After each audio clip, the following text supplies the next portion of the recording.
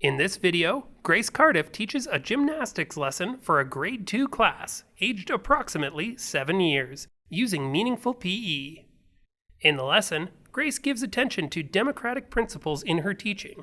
There are numerous ways to enact democratic principles, such as privileging inclusive approaches, giving students autonomy, offering choices, and helping students make connections to how they can be active in their local communities. In this lesson, Grace focuses primarily on student voice teaching principles as one way to facilitate meaningful experiences. Boys and girls, last week we did some individual balancing, and this week we're going to build on that by doing some pair balancing. Or I said today we are working on partner balancing. So to start the lesson, like we usually do, I'll tell you what my plan is. And if anyone wants to chime in, or if you have a better idea, I'm going to I'll try my best to include it in today's lesson. And if that's not possible, if it's a really big idea and something that involves a lot of equipment or something that requires more thinking, then I might be able to include it into next week's lesson. Grace begins the lesson by explaining what her intentions for the lesson are. However, what is important is that she is indicating to students that they have an opportunity to provide input about the direction they would like the lesson to go, based on their own preferences and interests. What is important is that Grace is not suggesting that students can do whatever they want. They have an opportunity to use their voices to make some choices within certain parameters, guided by her understanding of teaching and learning. So this is an outline of what we might do today, or what what's guiding me today. So first we're going to start with our warm-up as always, and like usual we're going to have a choice between two games that we can play. So you're going to choose that. In the lesson outline, students are told they will have several chances to make choices in the main parts of the lesson, in selecting between several options for warm-up games, and in deciding upon what they would like to focus on for their culminating task, balancing, rolling, or jumping. As you will see later in the video, these overarching opportunities for choice are complemented by numerous smaller opportunities for students to make choices as the lesson progresses.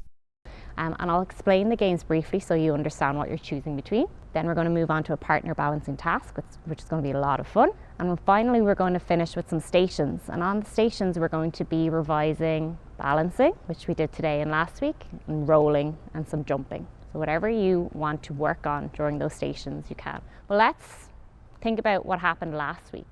So I want you to bring your minds back to our lesson. I know it was a whole week ago. We were doing individual balancing. We're working on our own balancing by ourselves. So I want you to think about what worked well for you. So what worked well in the lesson? Was it something to do with challenge or who you worked with?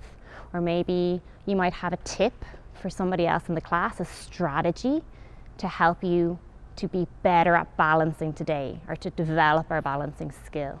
Great. So when you had a choice of how you wanted to balance, Mel is saying that choosing larger body parts to balance on sometimes easier, maybe adjusting the task to make it more to match your preference. Those are two brilliant strategies. So keeping your core really tight and also picking a point in front of you. They're fantastic.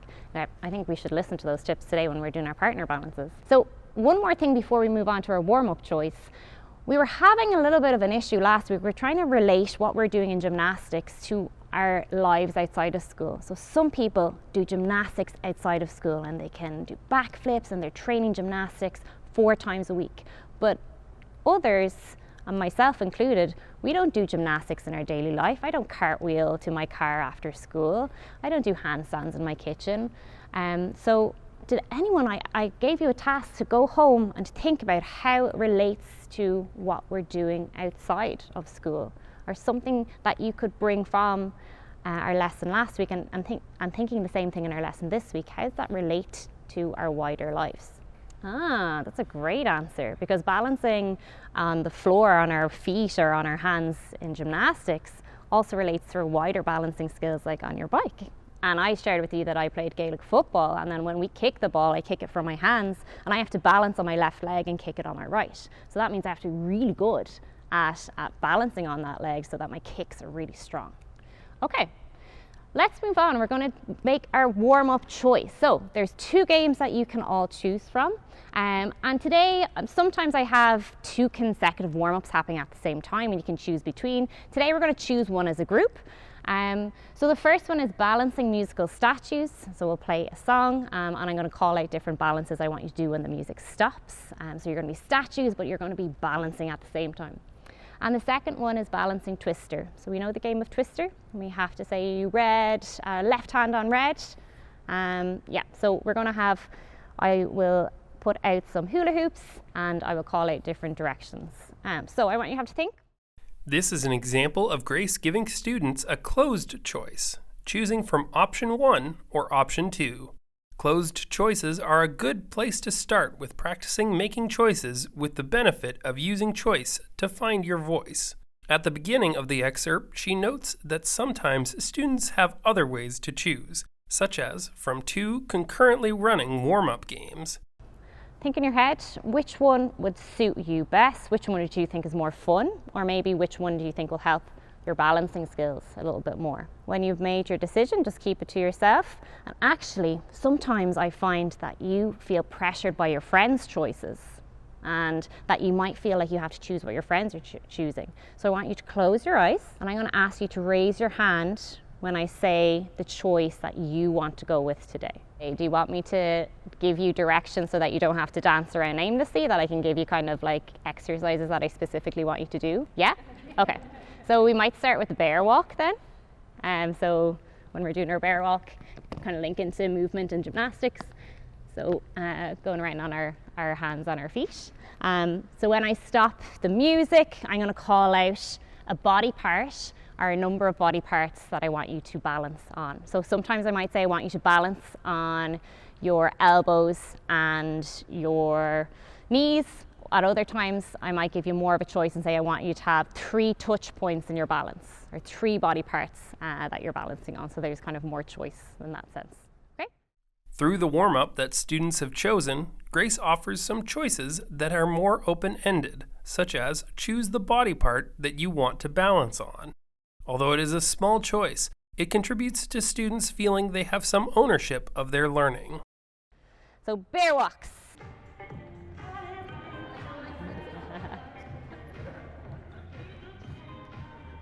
Okay, balance on a large body part. Remember what our balance is, we hold for 5, 4, 3, 2, 1. Beautiful, let's go to bunny hops. So for our next activity, we are going to do some partner balances. And I have some prompt cards here. So with your group, you're going to work through the prompt card. As always, and we always talk about Just Right Challenge in our PE lessons, Grace encourages students to make choices about how they engage with the task based on the level of challenge that it offers. In this example, Grace encourages the children to aim for a just right level of challenge, as she knows that an optimal level of challenge is important for influencing the meaningfulness of movement tasks, and uses this knowledge to urge students to make choices that are right for them. If there's something that you say, that's way too easy for me, this is not interesting or it's not fun, I'm going to adapt it. So make sure that you're making it either a little bit easier for yourself, maybe putting your knees down instead of having your feet up, or making it more difficult. So I want you to use your big, beautiful brains to come up with something slightly different to adapt it. For this activity, I'm going to give you a choice. Would you like the teacher, so me, to select your partner, or would you like to select your own partner? Brilliant. Before you select your own partner, because this is really important, as second graders, to remember this. When we choose a partner, we choose someone who we work well with, and that might not always be your best friend. Okay, so think about that. Second thing I want you to think about, when you're moving to select your partner, I want you to make sure that nobody else is left out. Allowing students to choose their partners can lead to positive social interaction. However, as Grace shows here, there are consequences for choosing who you might work with.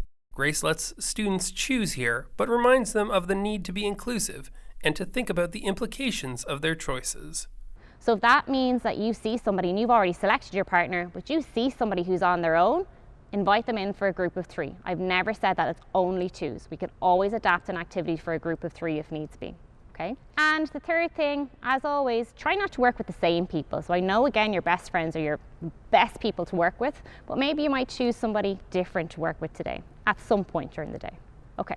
Off you go and find somebody to work with. When you have selected your partner, you're going to come and get a prompt sheet from me, and you're also going to get a mat from the trolley. You're going to carry it safely to a spot in the room, and you're going to start working through some of the balances and see how creative you can be.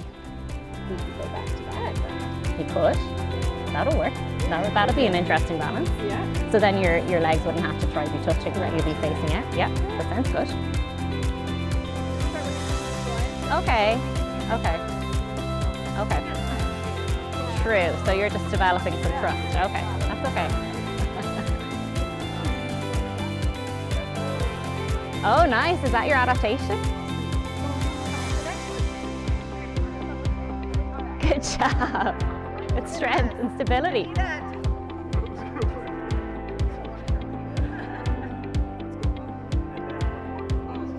Nice. Well done. Okay, can everybody freeze, please? You are doing a fantastic job at working through the balances, and I think I've come around to nearly every group, and I've seen how you're adapting it to your ability level, which is fantastic. So you're all doing slightly different balances. To finish off this activity, we're going to do a balance gallery.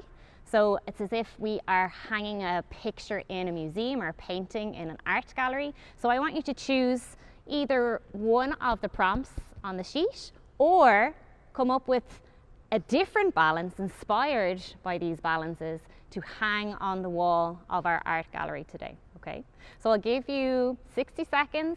Okay, so for our last activity today, we are going to practice some of the skills that we've been practicing already for the past couple of weeks in gymnastics. So today we're working on balancing. So balancing is going to feature a lot in this activity, but also things like jumping. So we practice jumping from the bench and landing safely with our bent knees.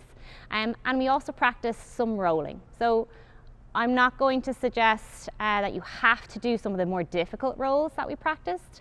For a lot of the stations, you get to choose. So at this side, so we have 3 benches and 3 mats. So we have 6 different stations, and I'll split you up into groups before we start. This first bench and this first mat, I have a card and it tells you exactly what I want you to do. So for example, for this mat, you're going to crab walk to the mat, you're going to do a pencil roll across the mat, and then you're going to balance on 2 hands and 1 foot at the end of the mat. So I'm quite specific. But in the next station, when you get there, you have a little bit more choice. So you're going to be doing some partner work, you can read your prompt card, and you have a little bit more choice in what balance you want to use. Okay? So maybe it's your favorite balance from the last activity that you're going to do. In our last 2 stations, they're free choice stations. So we're using the bench and the mat, and it gives some suggestions that maybe you might want to do a jump, maybe you might want to do a roll and finish off with a balance, but really it's up to you and your partner how and what you want to practice. In the culminating task, Grace gives students opportunities to make numerous choices in their participation. Children need lots of practice making closed and single choices before moving to multiple options. Some of the choices are closed and some are open. She also provides some scaffolding for students who might find it difficult to make certain choices. Students can choose to go with the station with very specific instructions, or they can choose to go to the station with limited instructions and more freedom. They can also choose who they want to work with, either staying with or changing their partners from previous tasks in the lesson. Okay. So for this activity, you can choose to work with the same person because I know you've gotten comfortable with your balancing partner, or if you want to, you can choose to work with a new person. And then can you choose a station to start on? So each of these mats is a station and each of the benches are a station. Okay, can you move with your partner to a station where nobody else is on? You could jump, you could crab crawl, you could bear crawl. Okay, skip to the bench. Nice. Yeah. You're making this complicated, I like it. And one last thing to think about.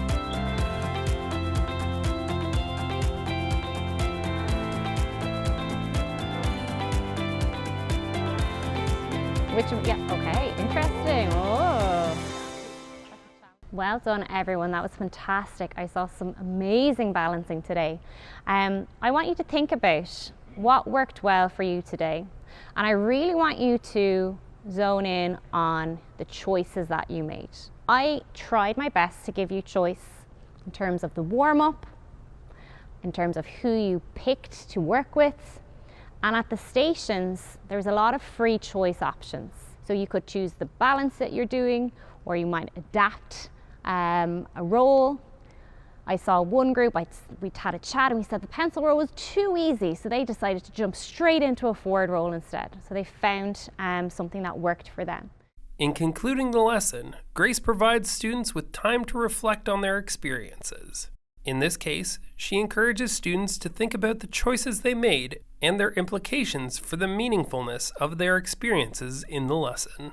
So I want you to think about how your choices worked for you, or maybe they didn't work for you. Maybe you chose your best friend, or you chose somebody that you actually didn't work well together, and you might have to think about that for future decisions. So think about that, and the person closest to you, can you share with them what you're thinking about, how your choices worked for you today? Would anyone like to share what you and your partner were discussing? What worked well or what didn't work? Yeah, go for it. We said we liked the third station, or the third option, because basically during that time we got the opportunity to choose free choice, and we got to pick how challenging we wanted our activity to be. So we could choose it to be more challenging or less challenging, depending on what we were comfortable with. Exactly. As you moved from station to station, some of you were getting more choice at the end, depending on where your group started. So lots of you really liked that free choice at the end, that you could figure out what worked for you and your partner. Thank you. That's really interesting, Kelly, because I know some people are gymnasts in this classroom, so that if you're not a gymnast outside of school, if you're not super comfortable, then it mightn't be the best idea to go with a gymnast. There's also pros to go with someone who's more skilled than you, because they can teach you, but I like that reflection.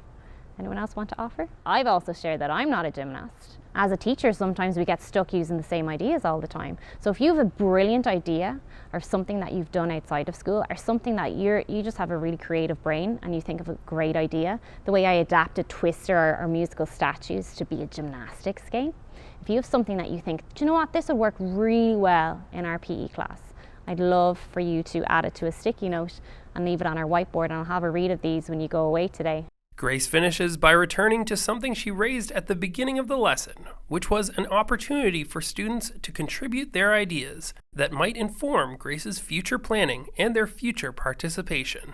This simple sticky note activity at the end of the lesson is a quick way for students to use their voices and influence their future participation. And I'll see what I can do and then adding them into our future lessons. Thanks, everyone. Thank you.